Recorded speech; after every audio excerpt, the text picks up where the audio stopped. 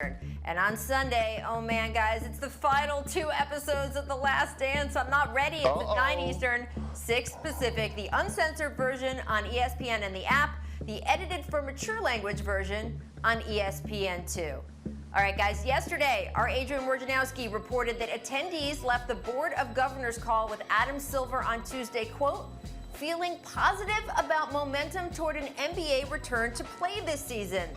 Yes. Very exciting. According to sources, the discussions included how players would need to get comfortable with the idea of a positive test not shutting down the entire league for a second time, that they would just isolate one player.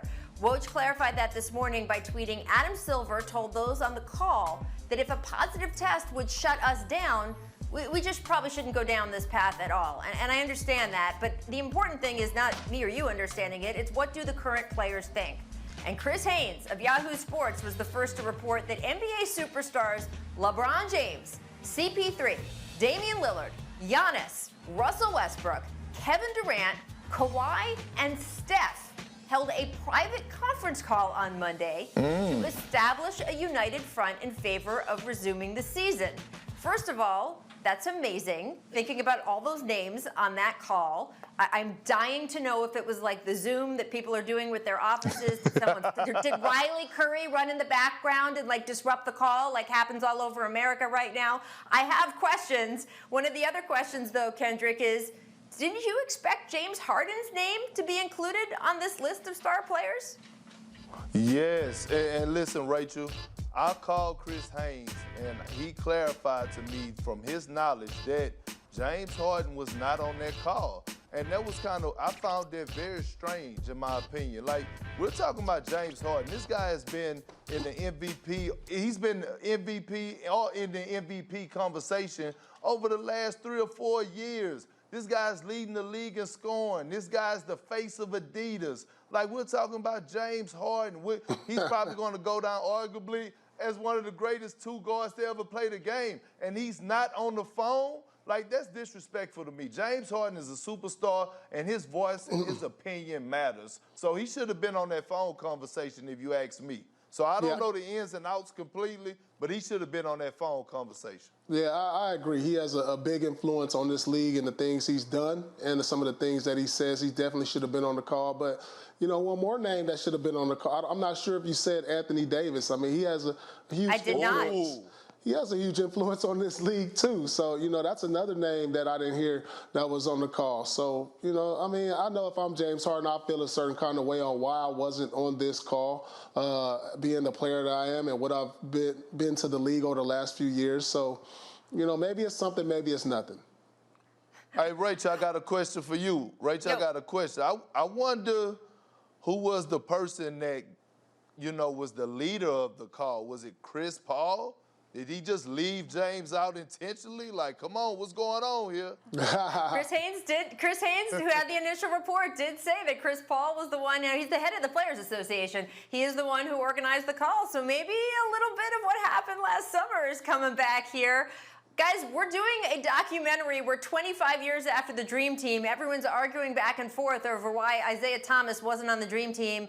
I just want to know if there's going to be a 30 for 30, 15, 20 years from now of why certain players were not on this conference call. I'm just saying this could be something to look into.